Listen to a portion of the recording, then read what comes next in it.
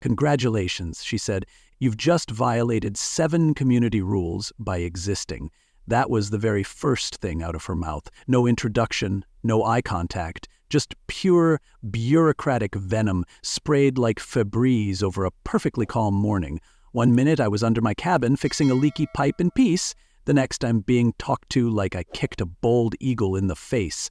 This woman, who looked like the human version of a compliance manual, stood 10 feet from me with her arms crossed, like she was testifying at the Supreme Court.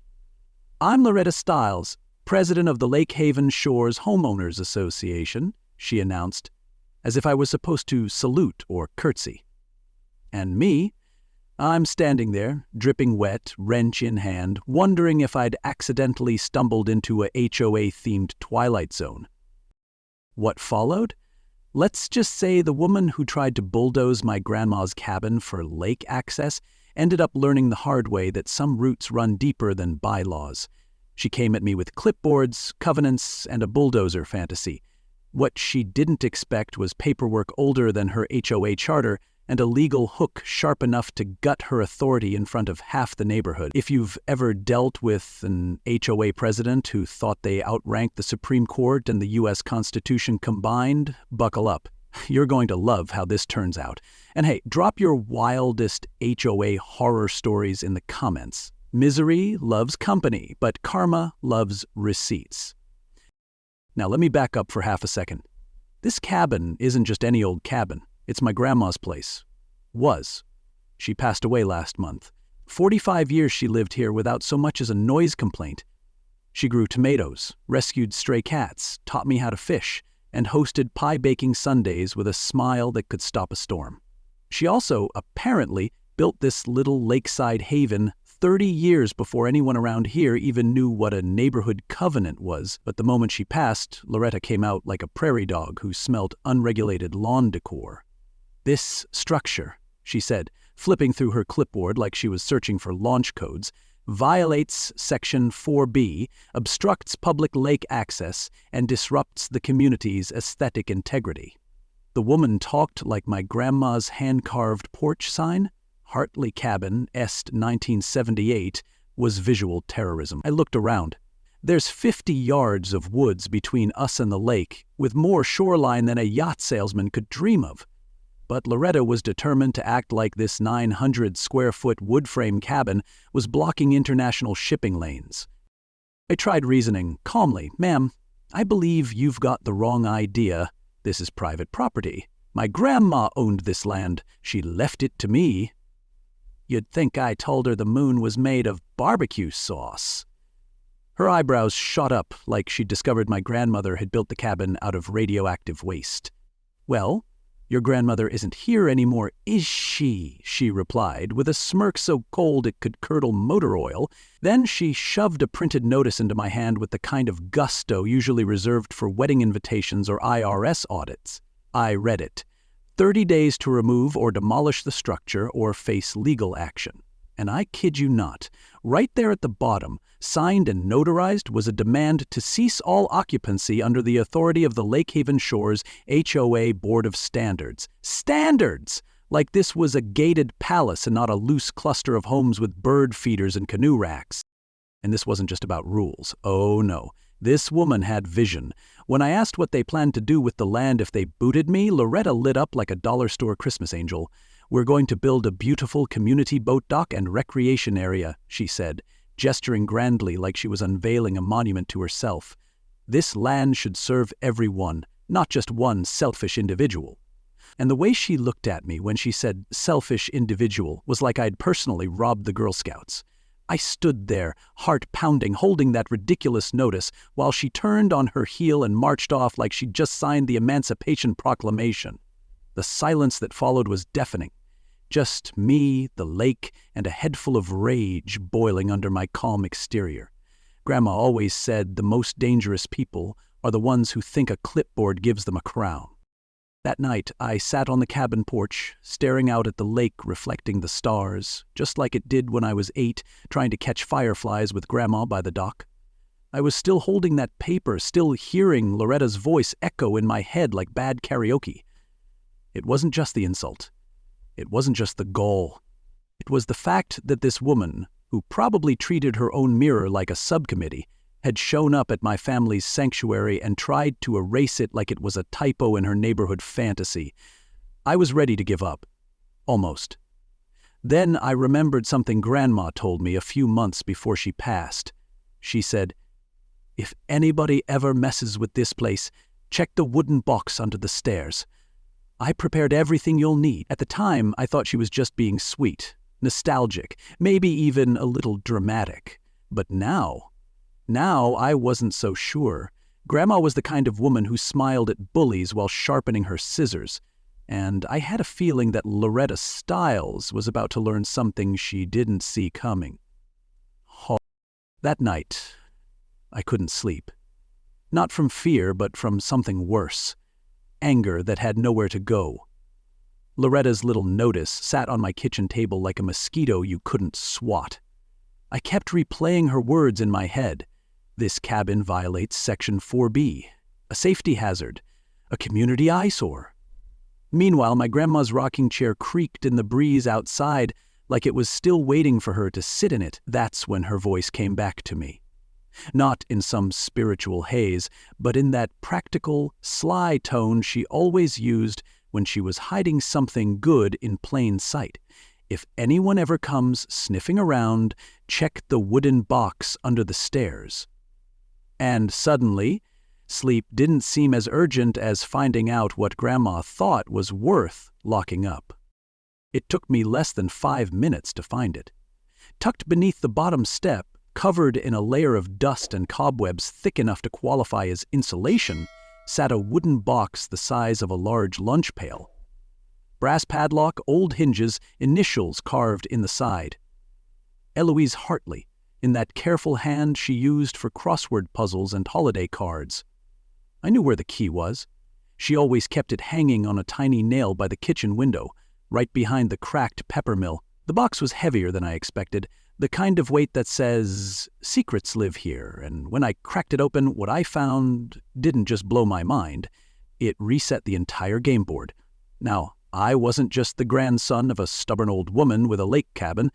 I was holding the blueprint for the entire HOA's worst nightmare. Inside the box were maps. Real, official-looking land surveys with stamps, legal descriptions, and one hell of a kicker, a land use agreement dated 1979. It turns out Grandma hadn't just owned the cabin and the lot it sat on. She owned all the land, 40 acres of wooded shoreline and crooked driveways, including every square foot the Lake Haven Shores HOA had built itself on. And she'd never sold it. She leased it. Every last blade of manicured grass and mailbox post belonged to her under agreements that were still binding. The HOA wasn't some sovereign city-state with lawn policing powers. It was a bunch of tenants who'd mistaken their rent payments for dominion. And Loretta Stiles? The clipboard queen was standing on borrowed dirt in a kingdom she didn't own. I read that agreement 3 times, and each time the words got sharper, like Grandma had buried a sword and left me the hilt.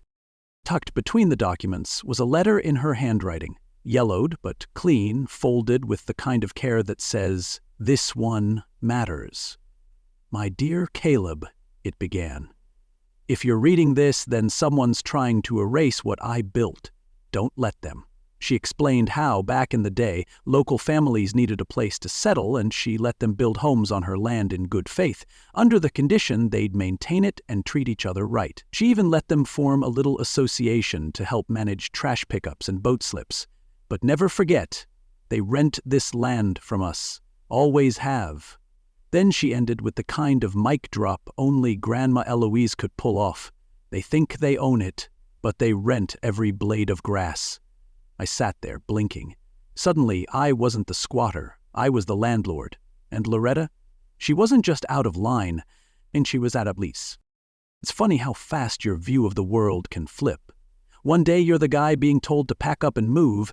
The next, you're holding the legal deed that makes everyone else's foundations look like sandcastles at high tide. The irony was so rich it could have retired early.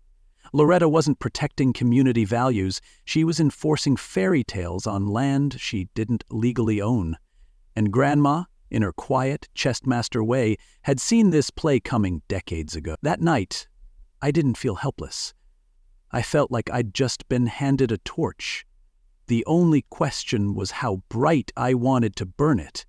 And trust me, you'll want to hear what happened when I lit the first match. Because this wasn't just about proving a point or winning a fight. This was about restoring something sacred that someone tried to bulldoze in a hard hat. Grandma had planned for this. She had documented every square foot, every signature, every clause, like a woman who knew memory fades but paperwork doesn't. The cabin wasn't just home, it was leverage. A lighthouse built on legal bedrock. And what came next? Let's just say the moment Loretta found out her HOA throne sat on my family's soil was not a moment she was ready for. But oh, we were. And if you think this was the twist, you haven't seen the fallout yet. Stay with me, because the HOA war didn't end there.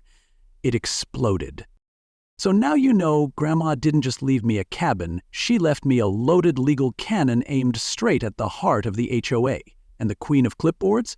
She's been ruling from a throne she doesn't even own. But trust me, the real fun starts when I decide to fire back. Because once I brought in a lawyer, a projector, and a little public humiliation, things got loud. If you think Loretta's going to take this lying down, think again. She brought a bulldozer to a deed fight, and you're going to want front row seats. Hit subscribe so you don't miss what happens when the so-called squatter flips the script. This war's just getting started. The power cut out first. No warning, no explanation, just a hard blackout in the middle of heating up some leftover chili. I thought it was a blown fuse. Then the water stopped flowing. I called the electric company, got transferred 3 times, and finally landed on a tired-sounding guy who muttered something about community-initiated safety concerns. I didn't even bother calling the water folks. The message was clear. Loretta had graduated from passive-aggressive to professionally vindictive. One clipboard call at a time, she'd managed to make my inherited home feel like a crime scene. I went from resident to squatter overnight, according to her version of the truth. And now I was living like a pioneer in my own family's cabin. If revenge had a flavor, it tasted like cold beans and bottled water. But Loretta didn't stop with just the utilities. Oh no, she wanted theater. The next morning, I found bright yellow flyers stapled to half the trees and telephone poles on the main road. Warning, dangerous squatter occupying abandoned property, neighborhood safety at risk, report sightings.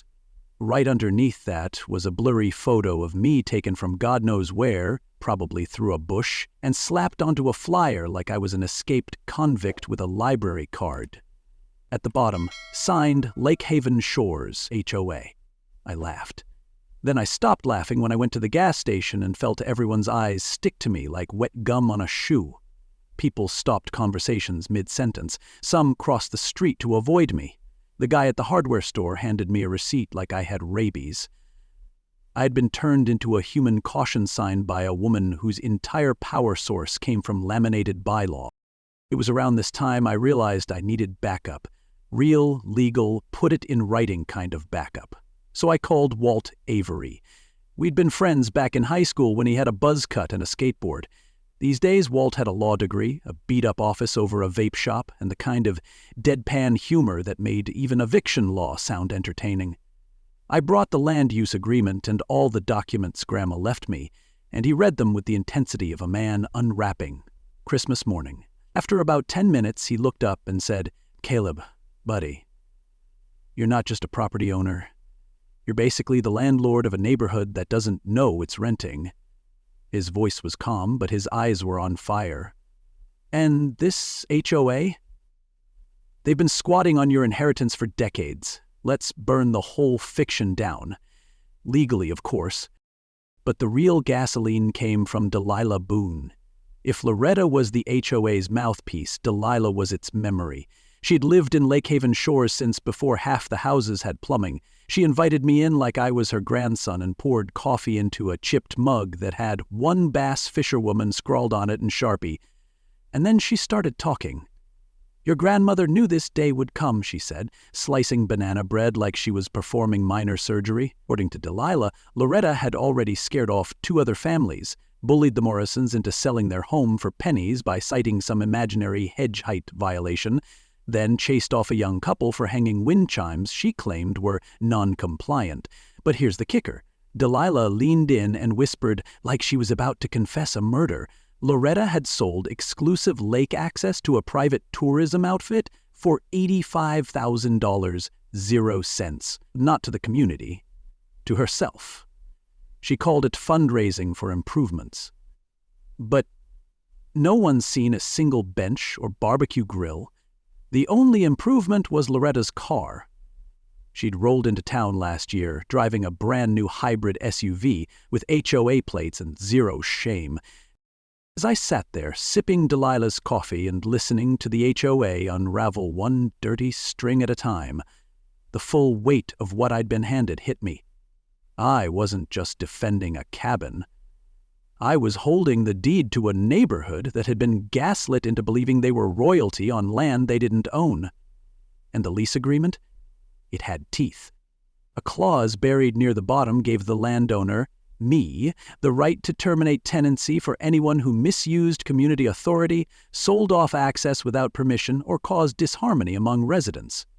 In other words, Loretta Stiles had signed her own 30-day notice before she ever tried to hand me mine, and I was done letting her pretend otherwise. But if you think she was about to go down quiet, you clearly haven't met a woman who thinks bylaws are battle hymns. You'll stick around, because next comes the part where she rents a bulldozer, throws a party, and tries to live stream my eviction. That's when the real show begins.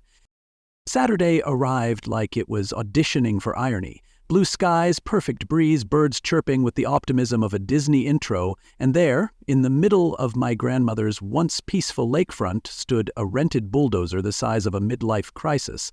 Loretta Stiles had transformed my family's cabin into a demolition party. There were donuts, a folding table with HOA pamphlets, a hand-painted sign that read, "Lake Haven reclaims its future," and in front and center, Loretta herself, decked out in khakis, a pink polo, and a hard hat that looked like it was ordered from a costume catalog under Dictator Barbie. She strutted around the setup like she was breaking ground for a new airport, and just when I thought it couldn't get more surreal, she started live streaming to her followers like she was launching a Mars mission, not flattening a 900-square-foot memory.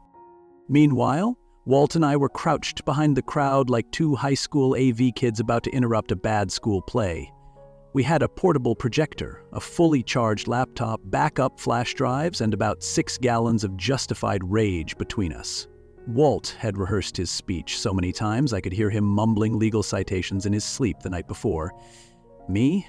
I'd practiced in the mirror until I found the perfect tone, not angry, not smug, just surgical. The kind of tone you use when you're not here to argue, you're here to end the debate. We even tested the projector on the cabin wall the night before. The text glowed sharp and crystal clear, like a glowing ghost of Grandma Eloise's handwriting ready to haunt the HOA. All we had to do now was wait for Loretta to walk straight into her own headline. And boy, did she deliver. By 9:00 a.m., the lawn was filled with lawn chairs and lukewarm applause. Residents nodded politely as Loretta rattled off community standards and talked about the new vision. The bulldozer idled behind her like a dog waiting for the command to fetch. This cabin, she declared, has been an obstacle to progress, a safety hazard, and a stain on our aesthetic goals. Then she raised her voice like she was narrating a wartime documentary. But today, we reclaim our shoreline for the good of all. The crowd clapped. The bulldozer roared to life. And that's when I stepped forward, holding a thick envelope in one hand and my phone's live stream in the other. "Loretta," I called out loud enough to cut through the machinery, "you're about to demolish your own lease." You could feel it, like a record scratch across a polished speech. Loretta turned toward me, hand on hip, smile stuck somewhere between confused and condescending. "I'm sorry," she said into her phone. "The squatter is interrupting. Security." But Walt was already walking forward, projector bag over his shoulder, voice calm as church bells. "Ladies and gentlemen," he said, with the patience of someone about to unwrap a scandal. before you bulldoze anything, we'd like to show you something that predates this HOA by about 40 years. He clicked a button. The projector hummed to life, and suddenly the side of my grandma's cabin lit up like the opening credits of Truth. There it was. The original 1979 lease agreement, names, maps, signatures, terms. And the title in bold, elegant script, Land Use Agreement, Hartley Family and Residents of Lake Haven Shores. It was the legal equivalent of pulling back a curtain on a magician mid-trick. The crowd hushed. You could hear the bulldozer's engine still rumbling, unsure if it should move or run. Loretta's smile cracked. "This is fake," she snapped. "Photoshopped, illegitimate. He's trying to scam you all." But Walt was already handing out printed copies like confetti at a legal parade. "This agreement is recorded with the county clerk's office," he said, projecting the calm of a man holding a lit match next to gasoline. "It confirms that every lot in this neighborhood, including the one Loretta Stiles lives on, sits on land leased from the Hartley family. And according to this clause right here," he pointed as the crowd leaned in, "any party found misrepresenting authority or selling community access without permission is subject to immediate eviction." The words landed like thunder, but the silence that followed was the real storm. People started whispering. Loretta started sweating. And I stood there watching the woman who tried to erase my family's legacy finally realize the paper trail ran uphill, and she'd just reached the bottom of it. But trust me, that moment was just the spark. What came next was the full burn. Loretta wasn't just embarrassed, she was exposed. In front of her neighbors, her live stream, and the bulldozers she'd paid for with what I suspect was not entirely her money. And if you think she was going to accept this quietly, think again, because the real meltdown was coming. And let's just say, hard hats don't protect egos. Stick around. You're going to want to see what happens when she realizes the squatter is her landlord. So now that Loretta's HOA house of cards is starting to wobble, what do you want to see next? More wild HOA takedowns? Stories of sweet revenge? Or a follow-up where I help other folks stuck with a neighborhood tyrant? Drop your ideas in the comments. This channel's turning into a support group and a courtroom drama, and you're on the jury. The silence hit harder than I expected. Not the kind of silence that makes you feel at peace, but the kind that dropped like a wet blanket over a lie that just lost its last leg to stand on.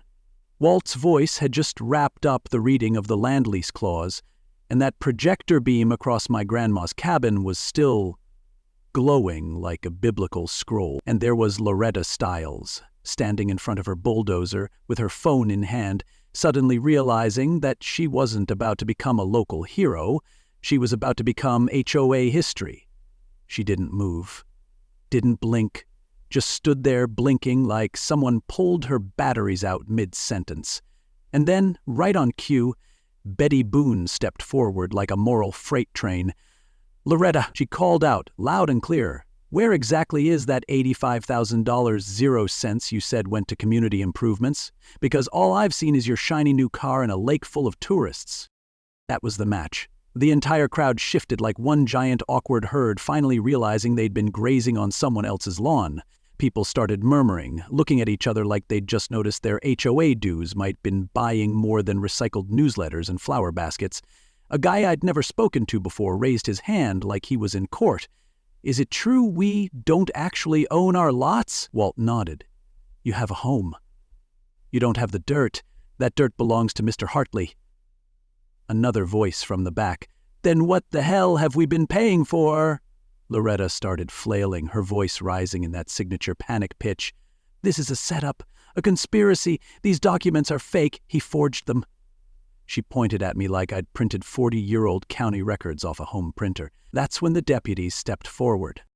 The sheriff's office had been watching quietly until then, reviewing copies, calling the county clerk, double-checking every map and every signature. After a quiet word on the radio, the senior deputy addressed the crowd. "We've confirmed the lease agreement is legitimate. The Hartley family owns approximately 95% of the land in this subdivision.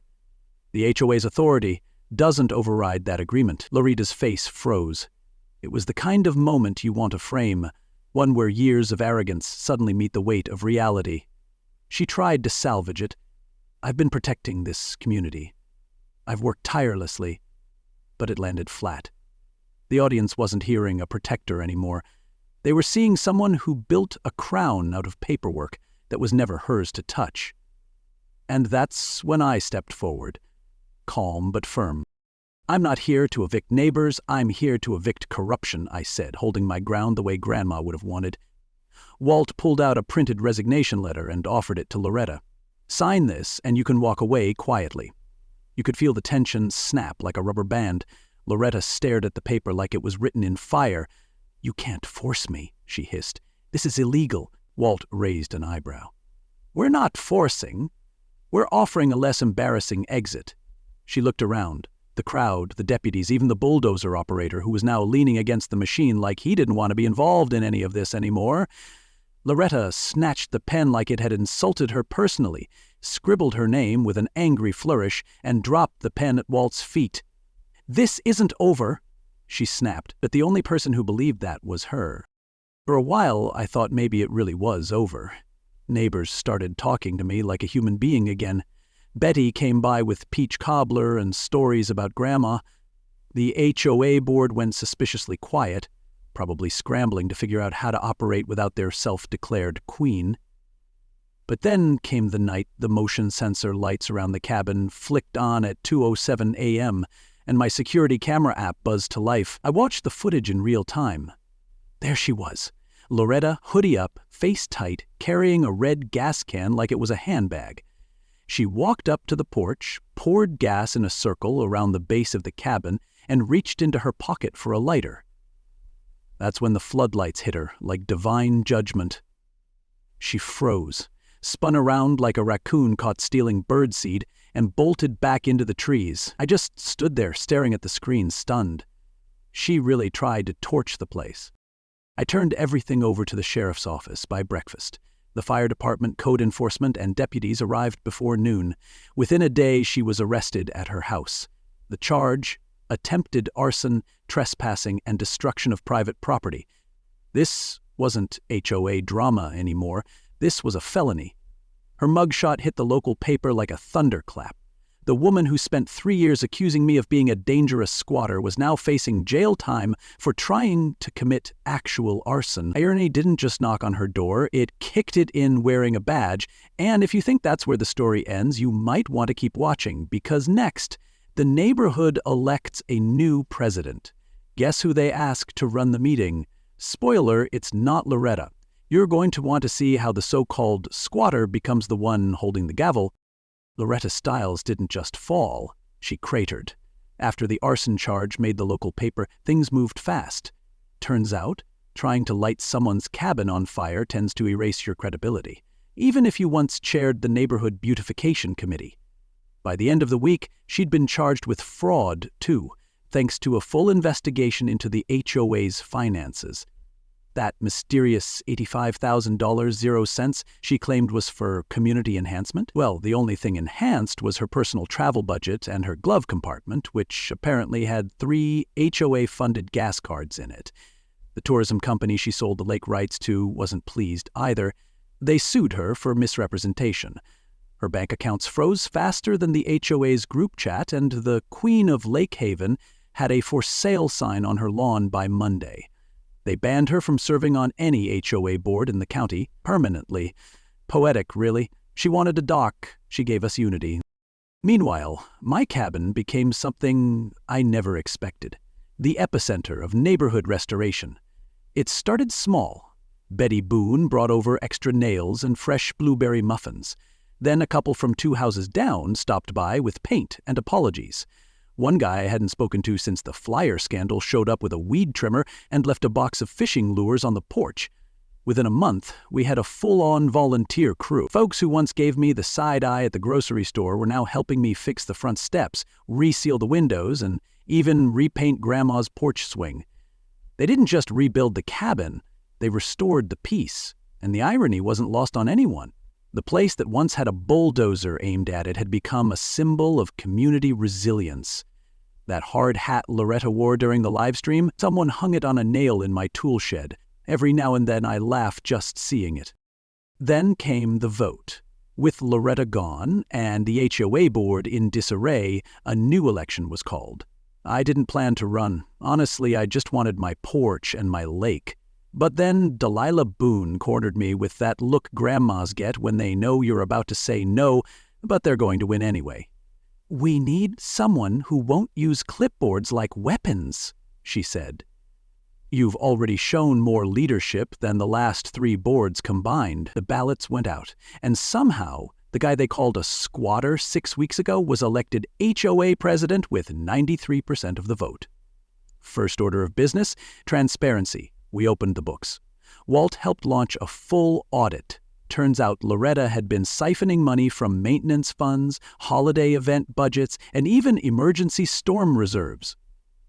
One invoice read, "Community Morale Meeting, $612.00, Steakhouse." Another, "Neighborhood Wellness Research, $275.00, Spa Day." The crowd at the next meeting didn't need pitchforks. They had receipts. But the real win came when we reclaimed the lake. We tore up the fake exclusivity contracts, refunded what little money hadn't mysteriously disappeared, and posted a sign, "Lake Haven Shores, open to residents. No exceptions."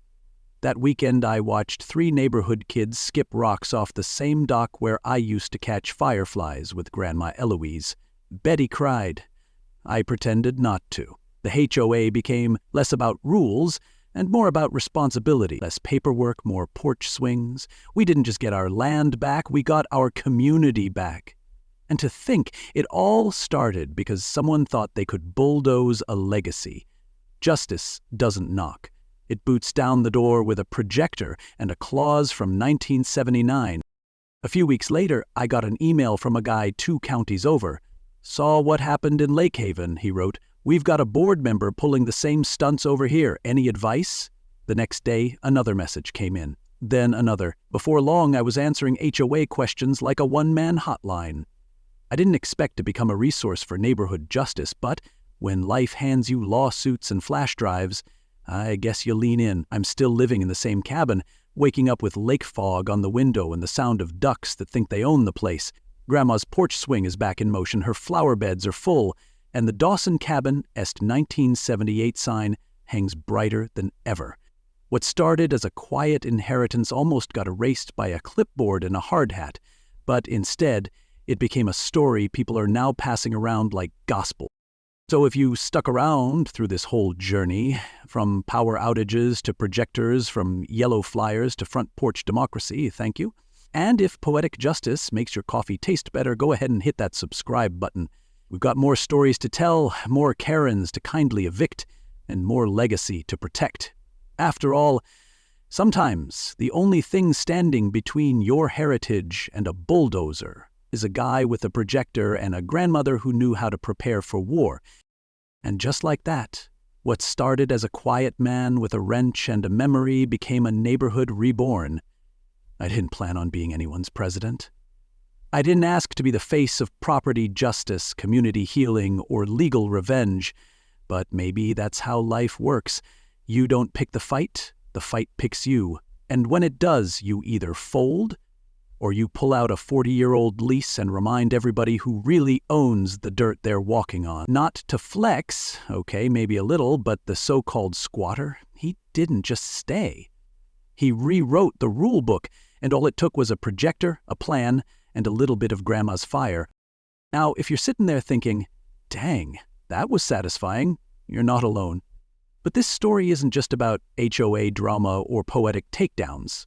It's about legacy, about knowing what you come from, about defending what matters even when you're outnumbered, outshouted, and nearly outpowered. It's about standing your ground, literally, and proving that respect isn't handed out by title. It's earned through truth, grit, and sometimes a blueberry muffin and a well-timed clause. So yeah, justice won, but more importantly, dignity did too. And that's the real lesson here. When someone tries to erase your story, show them the receipts. When they come with noise, answer with facts. When they call you a threat, become a leader. Because bullies build fast, but the people who plant roots, we outlast. Loretta thought she was building a dock. What she accidentally built was a community movement, and a legend out of a man just trying to fix a leaky pipe. So, if this story made you feel something, if it reminded you of your own battles, your family's legacy, or just gave you the kind of heck yes moment we all need, go ahead and hit that like button, drop a comment below. What would you have done? Ever face an HOA boss who thought she ran a kingdom? And don't forget to subscribe, because we've got more stories coming, more justice, more humor, more truth. And trust me, you won't want to miss the next one.